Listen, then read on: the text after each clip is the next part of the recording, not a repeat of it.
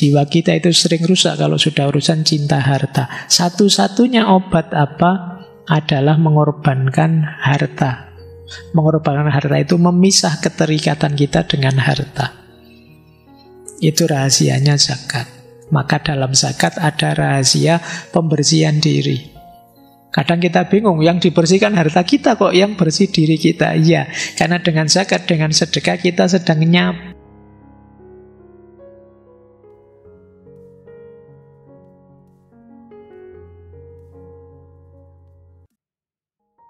Assalamualaikum warahmatullahi wabarakatuh.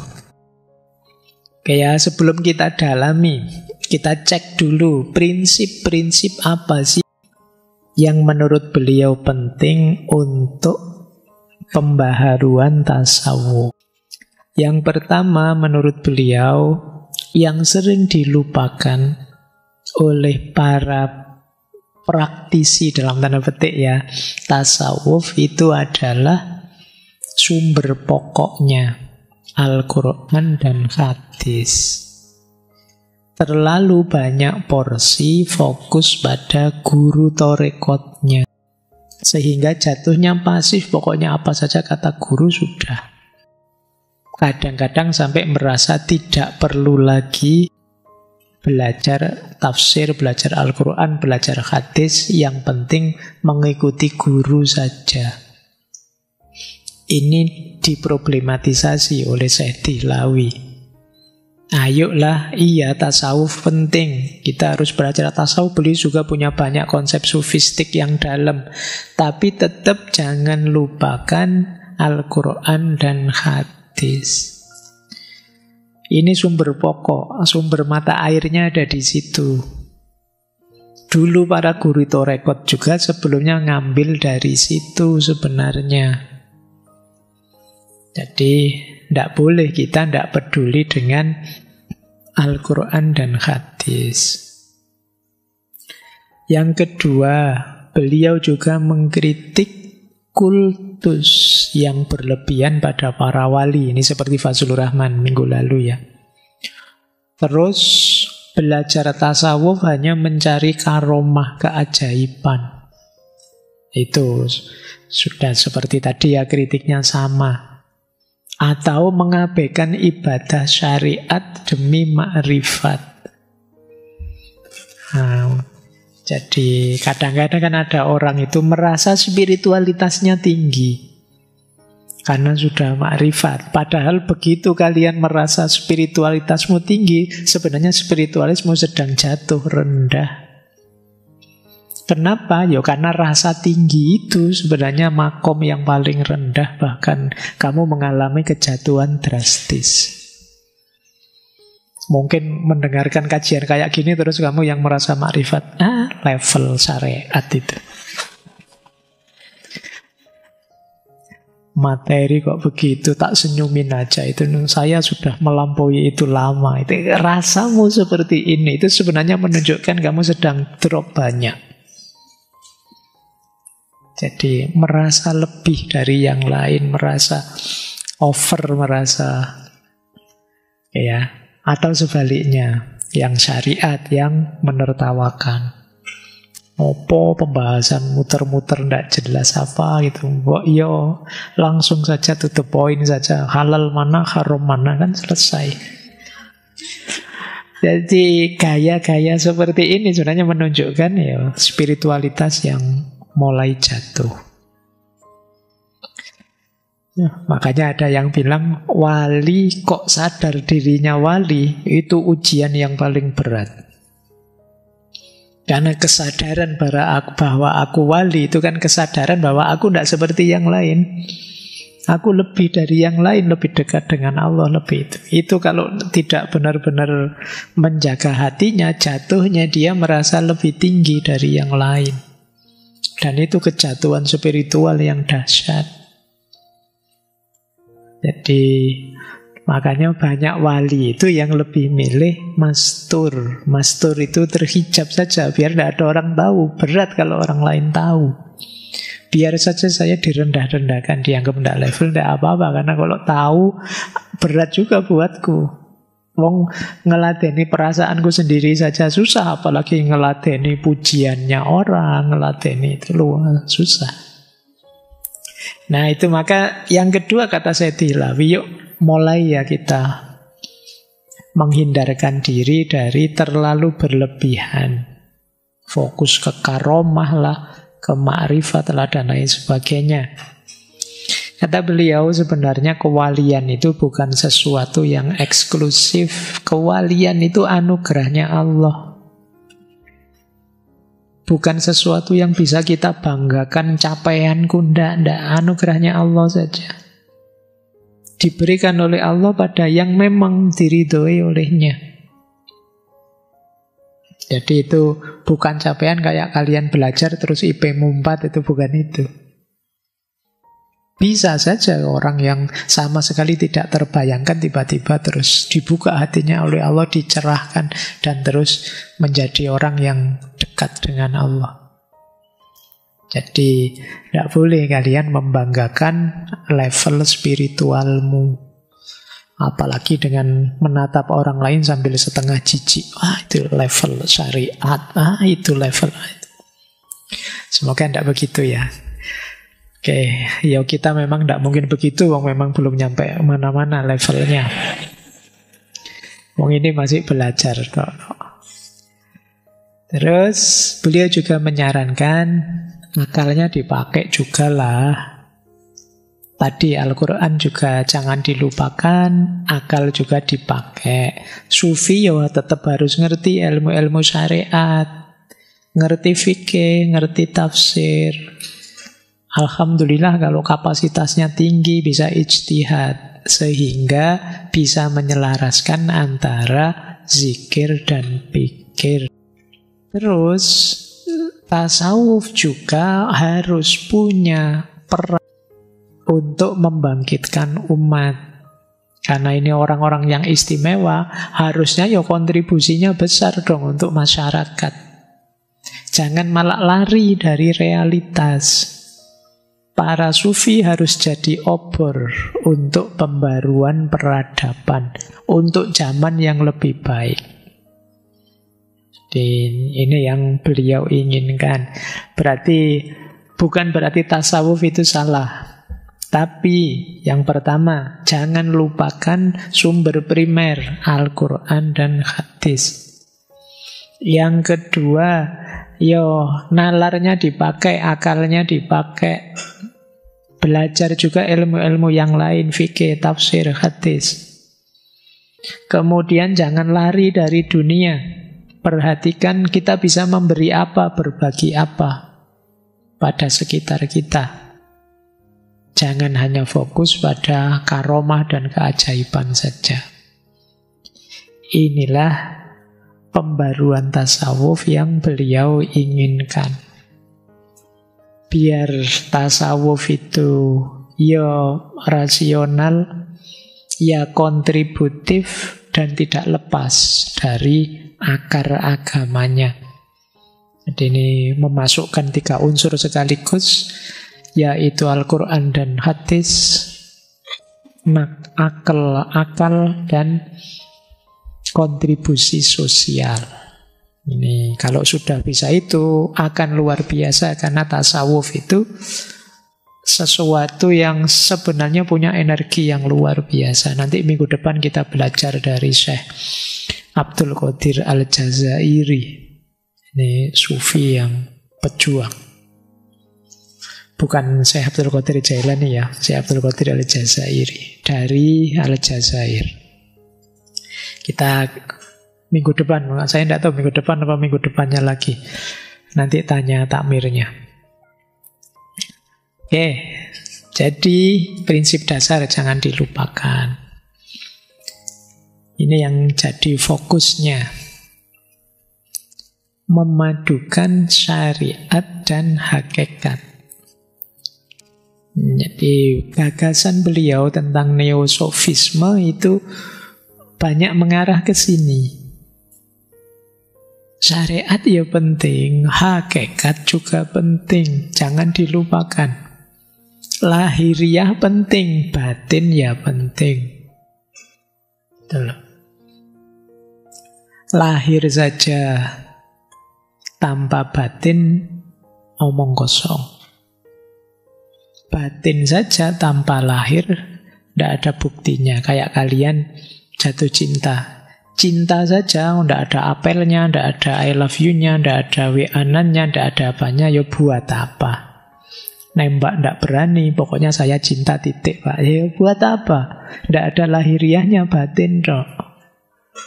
Itu sama kan, ngaku cinta sama Allah, tapi sholatnya bolong-bolong, puasa innalillahi, terus gitu ngaku cinta, buktinya mana? Atau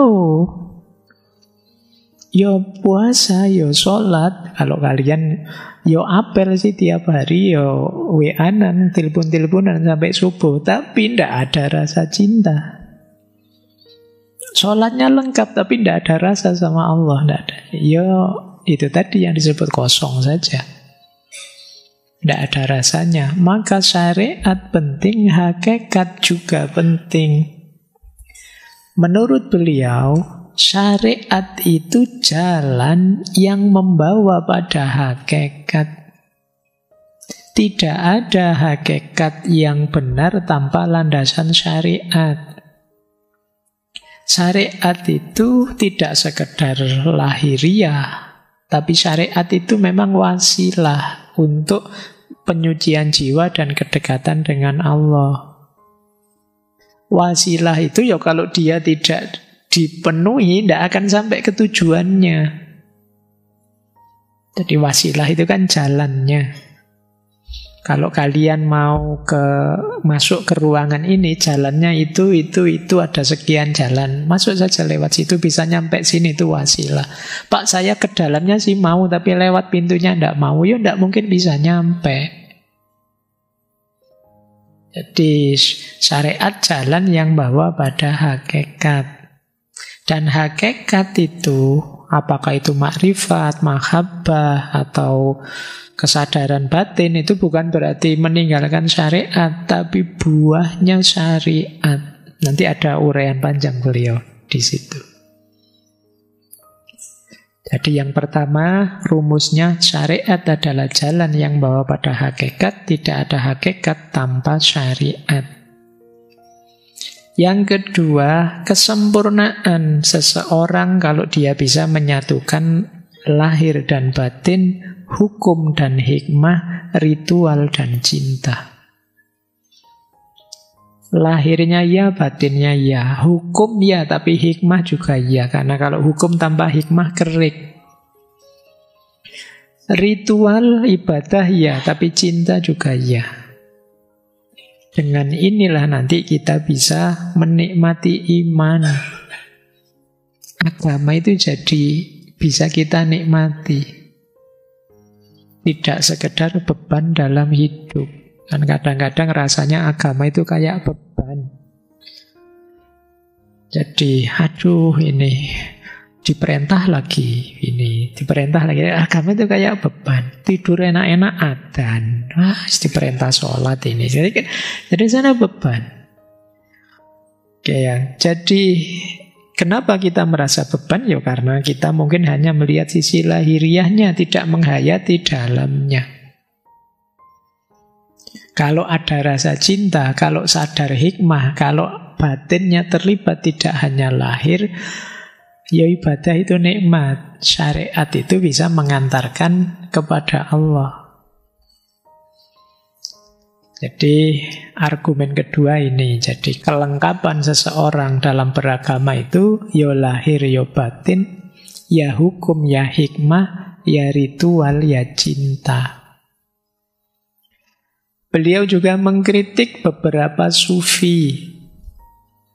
Tidak semuanya. Yang pertama, sufi yang merasa kalau sudah makomnya tinggi, yang bawah tidak penting lagi.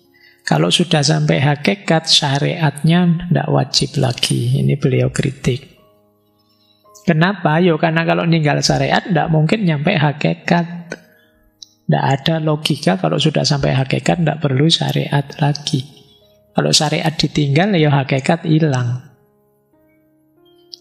Yang kedua, Yang dikritik para sufi yang hanya mengejar kasyaf dan karomah.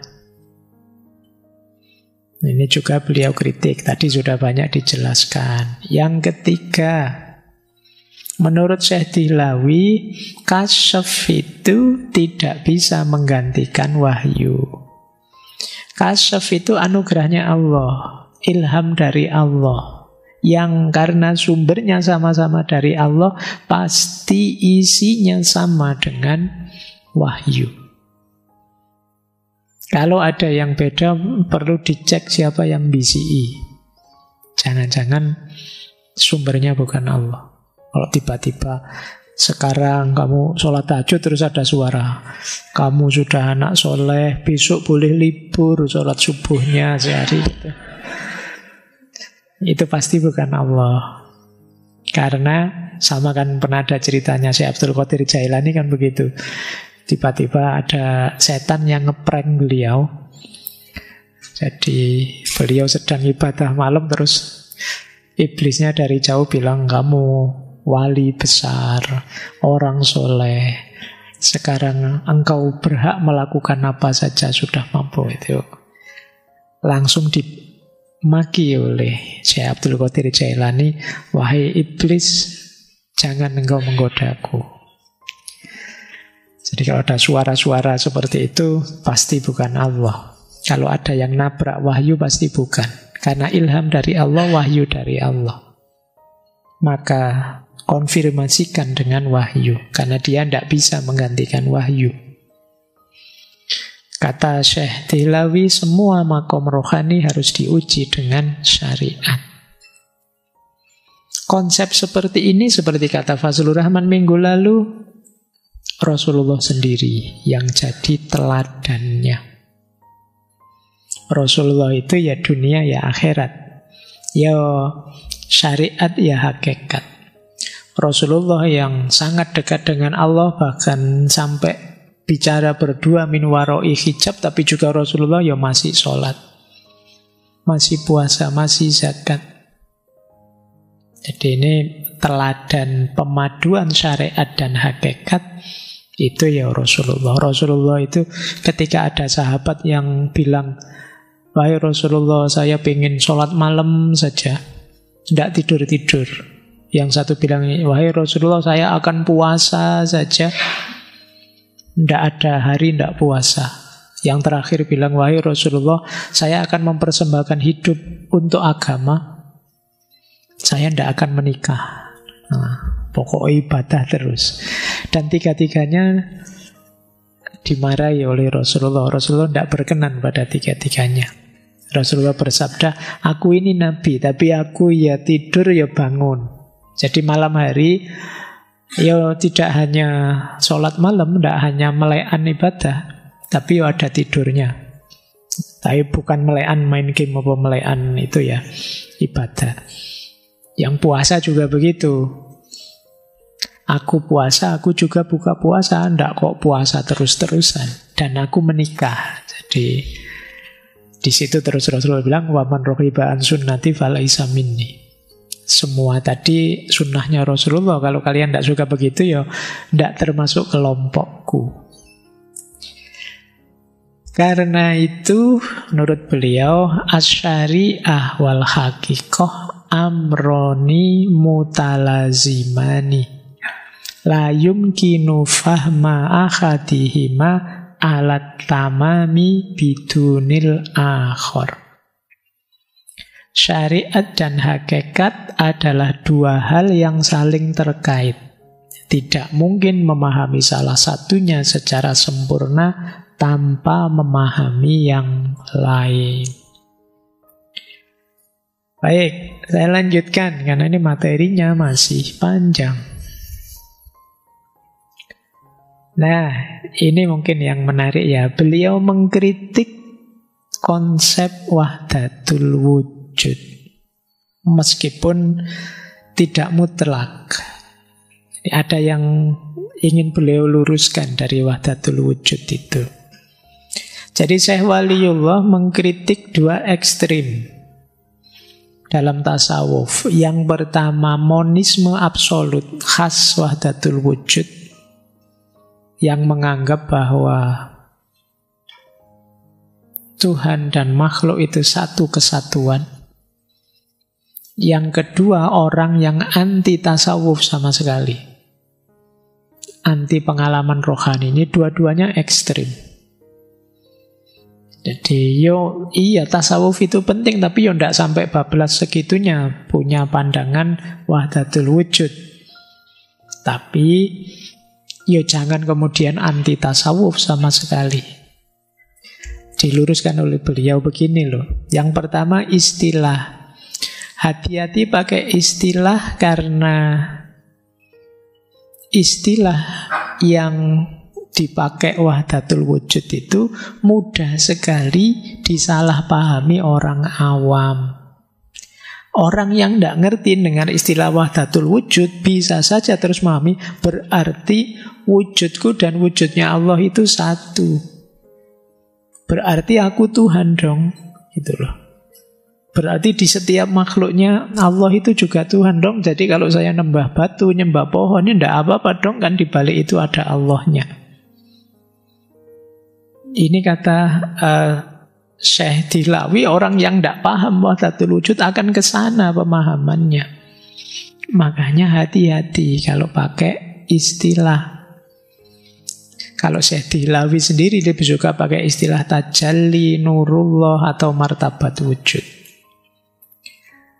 Nah, bagaimana benarnya menurut beliau begini loh. Wahdatul wujud itu bisa diterima kalau yang dimaksud adalah yang pertama, rasa yang dirasakan oleh sufi, setiap beliau pengalaman keagamaan. Jadi kalau kita sedang mengalami dekat dengan Allah, kita akan sadar bahwa satu-satunya wujud itu ya hanya Allah. Kita ini hanya mungkinul wujud. Jadi kita itu tidak ada, yang ada hanya Allah.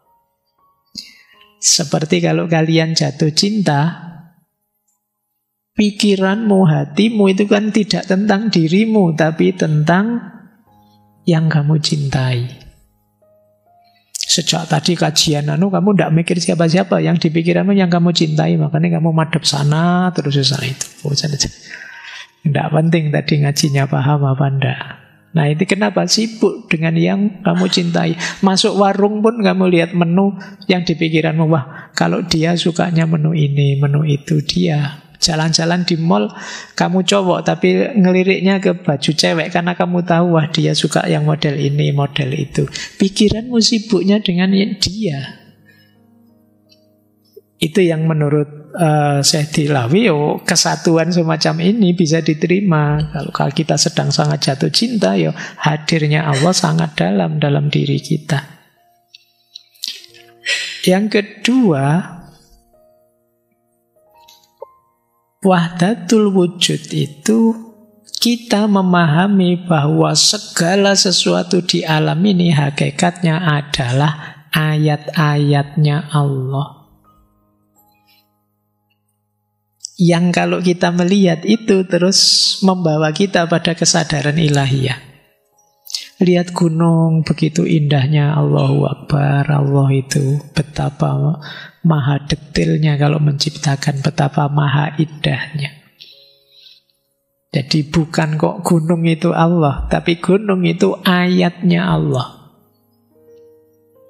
Bukan kok aku ini Tuhan, tapi kita sebagai manusia itu adalah ayatnya Tuhan. Ketika kita melihat apapun, terus kita larikan itu pada penciptanya. Allah lah yang menghadirkan itu. Allah lah yang membuat begini. Nah, kalau yang ini tidak masalah. Jadi bukan yang bahwa ini semua adalah Tuhan. Itu kalau di filsafat namanya panteisme. Jadi beliau mengkritik panteisme. Baik, jadi ini salah satu cara beliau untuk memoderasi tasawuf. Jadi sama kan manunggaling kawula Gusti kalau dalam bahasa Jawa itu bukan kok rakyat dan raja terus kumpul semua di keraton sana. Manunggal jadi satu. Ndak, maksudnya gini loh, maunya raja itu sama dengan maunya rakyat, sehingga bisa bersama-sama mewujudkan kemakmuran, mewujudkan gemah ripah loh jinawi. Bayangkan kalau maunya raja dan maunya rakyat ndak sama, ya mesti clash. Nah, begitu kawula dan gustinya sudah satu visi, satu pandangan, enak untuk memajukan kerajaan. Itu makna-makna wahdatul wujud. Baik. Masih kuatkah? Tidak apa-apa ya, tak anggap kuat gitu aja kalian. Mumpung libur, kalau tidak libur kan besok ada kuliah lah mungkin. Sekarang kan mumpung libur ya, meskipun kemarin nilainya jelek, tidak apa-apa lah. Penting sinau. Nah, pada akhirnya beliau punya konsep insan kamil. Insan kamil itu manusia yang mencapai kesempurnaan akhlak, ilmu, dan kedekatan pada Allah, serta mampu menjadi cermin bagi manifestasi sifat-sifat ilahi di dunia ini. Sederhananya, insan kamil itu orang yang ilmunya matang, spiritualitasnya dalam, dan kemanfaatan sosialnya luas. Itu insan kamil. Bukan ilmunya mentah, spiritualitasnya dangkal, tidak ada gunanya secara sosial.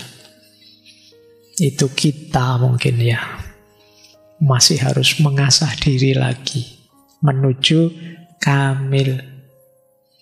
Cirinya 4. Insan kamil itu, yang pertama iktirobat tadi. Orang-orang yang dekat dengan Allah. Yang kedua, tidak melalaikan syariat. Yang ketiga, dialah yang menjadi cermin sifat-sifat ilahiyah. Cermin sifat ilahiyah itu Allah adil, kita juga bisa mengupayakan keadilan di muka bumi. Allah Rahman Rahim, kita juga hidup dengan penuh cinta dan kasih sayang. Allah As-Sabur, kita dalam hidup juga penuh kesabaran. Itu namanya cermin sifat-sifat ilahi. Kalau dalam tasawuf disebut takhollak bi akhlakillah. Dan yang keempat, pemimpin peradaban, irtifakot tadi. Jadi yang awal iktirobat, pada akhirnya irtifakot. Mereka inilah agen perubahan sosial, membawa keadilan dan kemaslahatan dalam hidupnya manusia. Contoh ideal prototipenya Rasulullah, Nabi Muhammad. Inilah insan kamil namanya. Beliau ini termasuk tokoh yang banyak mempengaruhi para pembaharu seperti Jamaluddin Al-Afghani, Muhammad Abduh, termasuk Muhammad Iqbal. Karena memang ide-ide awalnya semacam ini. Nah, ini saya ingin melanjutkan nanti ke kitab beliau ya. Beliau bilang begini, man akhodha bidzohiri syariah wa taroka batinahu fakot khosiro nasibahu minal haq. Barang siapa yang mengambil zohirnya syariat dan meninggalkan batinnya, maka dia telah kehilangan bagian dari kebenaran. Ini boleh dicari di kitab beliau At-Tafhimat Al-Ilahiyah. Berarti syariat itu zohir dan batinnya harus hidup. Jangan hanya zohirnya tapi juga batinnya. Jangan hanya batinnya tapi juga zohirnya. Saya ingin bahas banyak tentang ini, tentang zohir dan batinnya syariat.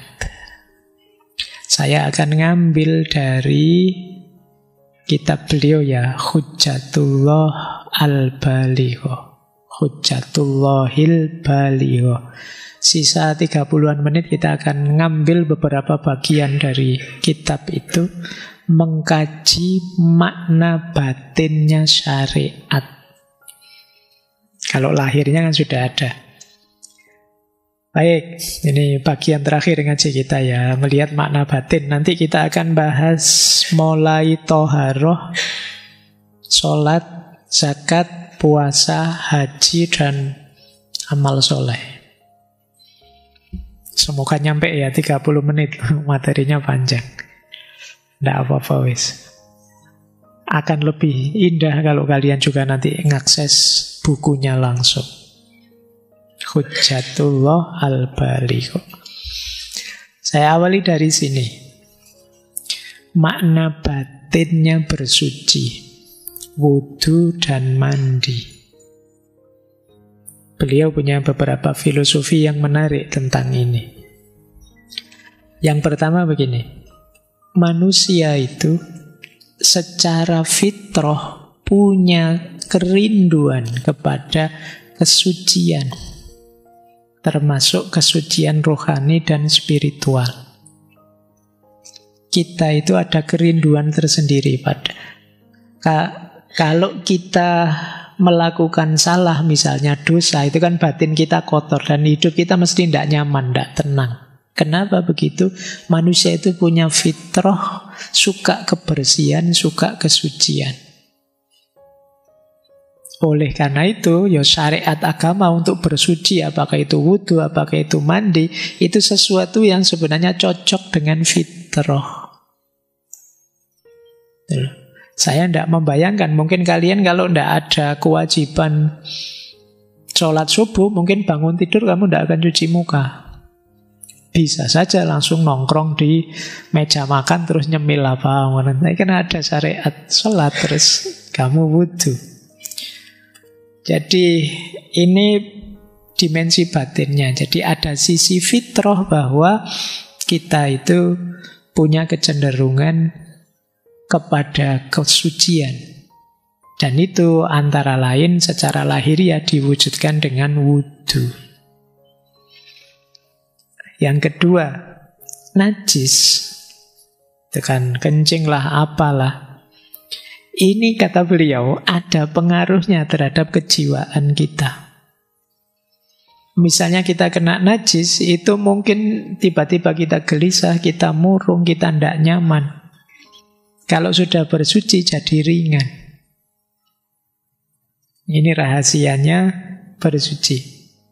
Bayangkan kita merasa, jangankan gitu, sandal kita nginjek apa di luar itu kotoran, itu tidak kena loh, itu sandal kita, tapi kita kan risih, tidak nyaman.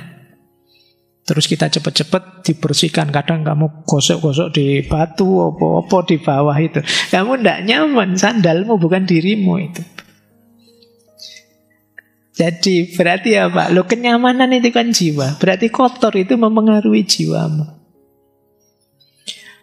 Coba ya kamu rasakan kamar kosmu sebelum dibersihkan. Wawut-wawutan tidak karu-karuan. Dan setelah kamu bersihkan cerah, bersih, suasana hatimu bisa berubah. Atau mungkin kamu ubah-ubah posisinya dan lain sebagainya. Itu suasana hatimu bisa berubah. Jadi itu bagian dari kecenderungan fitrah manusia kepada kebersihan. Setelah suci, setelah bersih, ringan hatimu, nyaman. Ini yang wudu, sesuci, dan lain sebagainya. Beliau terus bilang lagi, syahwat. Syahwat itu, ini nanti hubungannya dengan mandi ya. Mandi besar maksudnya. Saya tidak tahu kalian sudah ngalami apa belum. Nah, syahwat itu biasanya berefek ke tenggelamnya jiwa dalam sifat kebinatangan yang paling kuat. Yang bahkan kata beliau bisa menghapus efek latihan rohani bertahun-tahun. Kamu anak soleh yang luar biasa, tapi kalau sudah nafsunya muncul itu sudah lupa dengan kesolehanmu wis. Nah, ini hasrat kebinatangan. Kata beliau, seperti binatang terlatih yang liar kembali. Seperti kuda yang sangat patuh, tiba-tiba waktunya kawin, ketemu pasangannya, dia akan liar. Nafsu itu seperti itu. Maka kata beliau, kalau orang setelah berhubungan seksual, yang normal ya, bukan yang tidak boleh yang itu, terus mandi besar, ghusl itu bukan hanya membersihkan fisik, tapi apa? Memulihkan kembali spiritualitas yang tadi tersingkirkan. Bersih fisiknya, tapi terus balik lagi. Karena ketika kalian di puncak-puncaknya nafsu, itu kebinatanganmu lebih menonjol. Nah, kembali lagi pada kesolehan. Makanya mandi.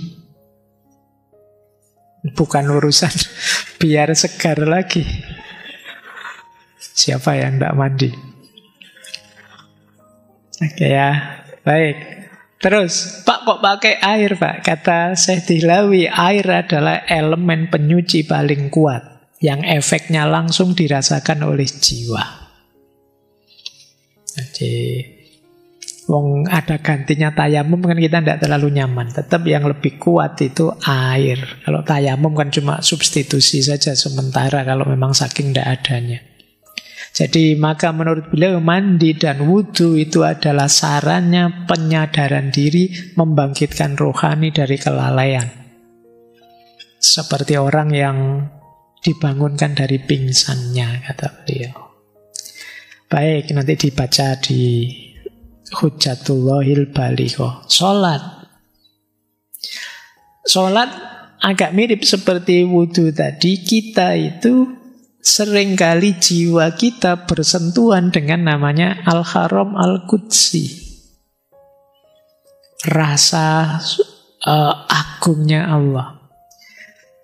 Kayak teman-teman itu loh, kadang-kadang merasa spiritual sekali, merasa dekat sekali dengan Allah, merasa ada momen-momen itu momen Al-Haram Al-Qudsiyah. Ya biasanya sih cuawaan kurang ajar, tapi pasti ada momen-momen saya, ya Allah hidupku ini anugerahmu yang luar biasa. Ini momen-momen Al-Haram Al-Qudsiyah. Momen ketika kita takjub dengan keagungannya Allah.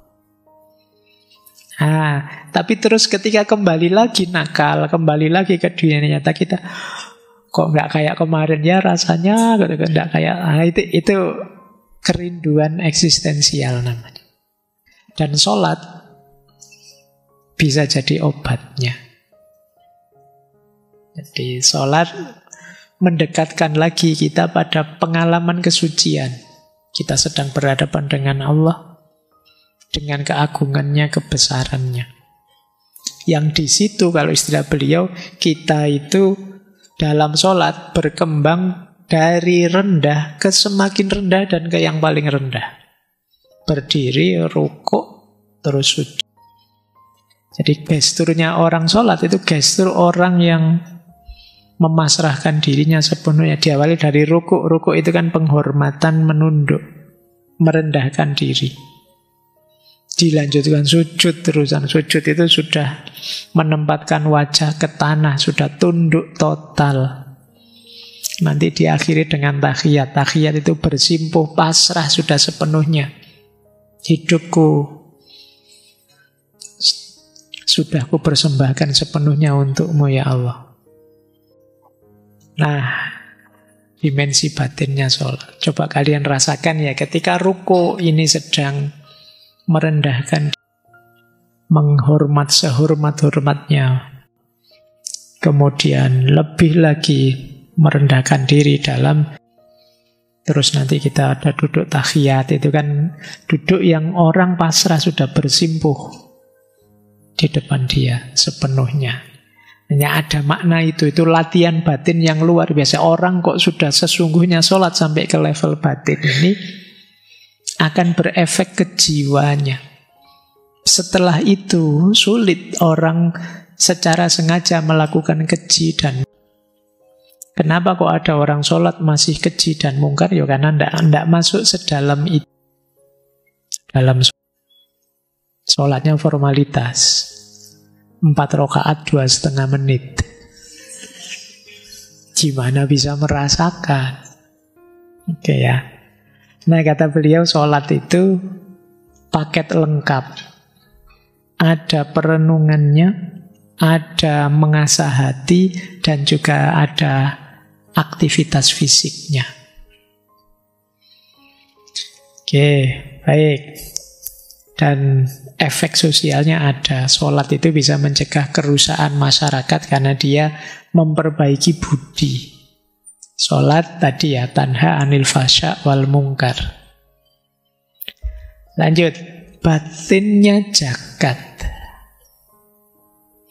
Jadi zakat itu logikanya seperti ini. Kata beliau menggambarkan ketika orang miskin, tidak punya apa-apa, punya kebutuhan, kemudian dia berdoa, atau dia mengeluh dalam hatinya. Hakikatnya itu adalah ketukan pada pintu kemurahannya Allah. Bagaimana Allah menjawabnya? Apa langsung menurunkan uang atau tidak? Allah lalu mengilhamkan dalam hati orang-orang yang bersih untuk menanggapi. Kalau orang ini benar menanggapi, dari situ berkahnya Allah akan meluber padanya. Kenapa sih logikanya orang itu, kalau dalam Al-Quran barang siapa bersedekah itu akan dilipat gandakan sampai 700 kali. Logikanya begini. Ada banyak orang yang membutuhkan berdoa, minta pada Allah. Terus salah satu jalan Allah mengabulkannya adalah dengan mengetuk hati kita, buka hati kita untuk berbagi pada yang miskin tadi. Kalau kita turuti isyarat dari Allah di hati kita itu, sudah saya beri mereka, saya bantu mereka, maka Allah akan memberi berkah sebanyak mungkin dalam diri kita, karena kita jadi jalan rezeki bagi dia. Jadi logikanya seperti itu. Nah, dilanjutkan. Logika pertama itu. Logika kedua, cinta harta ini salah satu variabel yang sering merusak diri kita, bahkan yang paling kuat. Jiwa kita itu sering rusak kalau sudah urusan cinta harta. Satu-satunya obat apa? Adalah mengorbankan harta. Mengorbankan harta itu memisah keterikatan kita dengan harta. Itu rahasianya zakat. Maka dalam zakat ada rahasia pembersihan diri. Kadang kita bingung, yang dibersihkan harta kita kok, yang bersih diri kita. Iya, karena dengan zakat, dengan sedekah kita sedang nyapih keterikatan nafsu kita pada harta. Di situ makna batinnya zakat. Ada juga makna naklinya sih dari hadisnya Nabi. Tidak ada yang menolak takdir kecuali doa, tidak ada yang menambah umur kecuali kebajikan. Jadi di antara tips untuk menjauh dari kebinasaan, masalah, kehancuran adalah sedekah, termasuk zakat. Termasuk kalau ada orang sering jatuh dalam dosa karena kalah oleh hawa nafsu, latihanlah berbagi sedekah. Ini akan banyak membantu. Secara sosial, sedekah, zakat saat dibutuhkan oleh masyarakat, kalau kita berbagi pada sesama, itulah nanti jalan turunnya rahmat kolektif. Nah, mungkin ada rahmat yang individual. Nah, ini rahmat kolektif untuk semua masyarakat. Jadi kata Said Dilawi, yuk nanti bisa mengimbas ke seluruh masyarakat. Kalau isinya orang baik 1, 2, 3, ya rahmat itu akan diratakan ke semuanya. Itu yang disebut rahmat kolektif. Kalau puasa, sederhananya begini. Manusia itu ada sisi hewaninya, ada sisi kemalaikatannya. Nah, sisi hewani ini sering menghalangi upaya kita untuk tambah dekat dengan Allah. Maka harus kita latih, harus kita sapih juga. Jalan paling mudah adalah puasa. Dengan puasa, sisi hewani kita tambah lemah, tapi sisi malakut, kemalaikatan, tambah kuat. Kemudian puasa juga menyembuhkan penyakit hati. Kemudian menjernihkan akal, sehingga bisa mengendalikan tubuh, bukan lagi mengikuti nafsu. Kemudian latihan disiplin diri, memperkuat kendali batin atas dorongan jasmani. Ini manfaat individualnya. Ada lagi rahasia sosialnya. Kalau satu komunitas rutin puasa, ini berarti komunitas ini tangguh, kuat, bisa menahan diri. Otomatis setan terbelenggu. Kenapa? Ya mesti tidak mempan digoda. Wong orang ini kuat daya tahan dirinya. Pintu surga terbuka, pintu neraka tertutup. Ini sebenarnya konsekuensi logisnya. Puasa juga membuat kita bisa melakukan perlawanan terhadap budaya yang merusak. Kalian misalnya hari ini ditelan habis-habisan oleh budaya komunikasi medsos, HP, dan lain sebagainya. Jalannya apa untuk melawan puasa? Kemarin ada materi puasa medsos. Perhatikan apa yang paling berat jadi problemmu, jalannya puasa. Ada yang harus kalian puasai kalau bahasanya orangnya. Pak, saya ingin nilai tinggi puasa. Waktu makan, waktu minum, waktu senang-senang kamu sisihkan ganti untuk belajar. Puasa bisa jadi jalan. Termasuk puasa bisa jalan untuk tajalli rohani, penyingkapan spiritual. Dengan puasa kita tambah dekat dengan Allah. Tambah dekat berarti tambah faham, tambah makrifat. Muncul kesadaran betapa kita lemah, betapa yang maha kuasa hanya Allah saja. Ini tajalli rohani. Terus haji. Ini saya agak cepat ya. Ini sebenarnya gambaran bagaimana syariat dengan hakikat itu satu paket. Haji yang biayanya mahal, ngantrinya sudah sekarang tidak tahu puluhan tahun, hampir 50 tahun, dikorupsi lagi. Iya. Jadi kata Syekh Dihlawi, haji itu pertemuan agung orang-orang soleh di waktu dan tempat yang diberkahi. Mengunjungi tempat seperti ini itu akan mengasah frekuensi jiwa. Kayak kita loh, ngumpul dengan teman-teman yang jahat, kita bisa ketularan jahat. Ngumpul dengan orang rusak, kita bisa jadi rusak. Tapi di Mekah, Madinah sana, orang-orang soleh ngumpul seluruh dunia, jumlahnya jutaan. Bagaimana luar biasanya frekuensi kebaikan di sana yang bisa mempengaruhi jiwa kita. Kata Syekh Dihlawi, jiwa akan menyerap warna spiritualitas para penghuni tempat itu. Kemudian tindakan seperti tawaf, sa'i, ikhram, itu cara untuk membangkitkan kesadaran ilahiyah dalam diri kita. Bagi orang-orang yang cinta dengan Allah, rindu dengan Tuhan, haji adalah jalan untuk memenuhi kerinduan itu secara lahir dan batin. Allah juga menjadikan haji sebagai ujian keimanan, membedakan ini orang tulus, ini orang munafik. Banyak orang kaya yang tidak mau haji dengan 1001 alasan. Kelihatan komitmennya pada agama. Itu diantara rahasianya juga. Juga untuk syiar Islam, mempererat ukhuwah. Dan kata Syekh Dihlawi, haji adalah bukti keikhlasan sejati. Karena kita keluar biaya, keluar tenaga, keluar macam-macam. Dan sepenuhnya untuk Allah saja. Kan toh balik juga uangnya tidak dikembalikan lagi. Kadang ya sakit batuk sampai berbulan-bulan. Tapi untuk Allah tidak ada yang rasanya berat. Jadi haji adalah bukti keikhlasan yang sejati. Kemudian banyak amal soleh lainnya boleh seperti misalnya zikir. Zikir adalah inti koneksi langsung kita dengan Allah. Zikir berguna bagi orang awam. Mungkin seperti kita itu belajar kok susah, ngaji nggak paham-paham, zikir. Jalan simple untuk kita yang ingin terkoneksi langsung dengan Allah.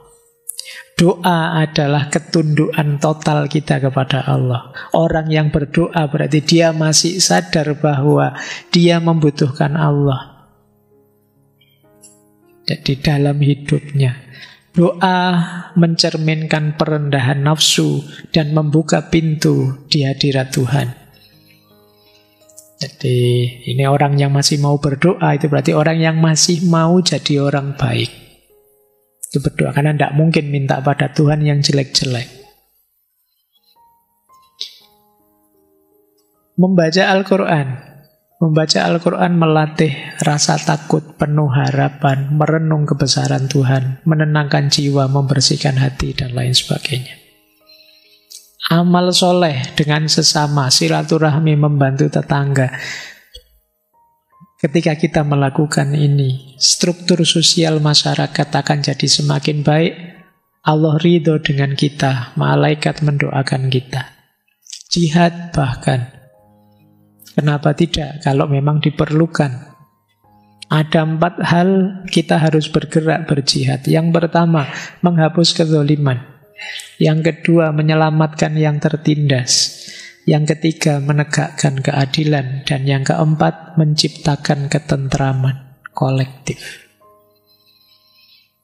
Ya, nanti kalian baca lagi ya, diulang, direnungi. Kalau tidak paham, pasrahkan pada Allah.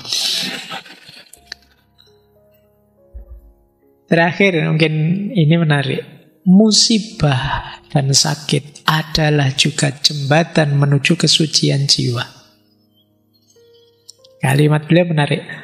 Musibah dan sakit adalah penebus dosa, penyempurna jiwa. Seperti air yang tumpah saat saluran ditutup. Kalau kita banyak melakukan dosa, ada banyak saluran tertutup dalam diri kita, saluran untuk melakukan kebaikan. Maka sakit akan bobol saluran tadi. Musibah menyadarkan kita untuk kembali lagi pada Allah. Sakit dan musibah juga adalah cara kita melepaskan hati dari dunia. Karena ketika kesempitan datang, tirai duniawi tersingkap, dan hati kita pada akhirnya hanya bergantung pada Allah. Kita berobat, tapi kita tidak yakin obat itu pasti menyembuhkan atau tidak. Karena kita tahu yang menyembuhkan hanya Allah. Ketergantungan kita pada Allah lebih dalam. Sakit dan musibah juga menghancurkan sisi kebinatangan kita. Sakit akan melemahkan nafsu, menghilangkan amarah dan syahwat, memperhalus akhlak. Semakin sadar kita betapa manusia. Dan secara nagli sakit juga bisa jadi ganti hukuman akhirat.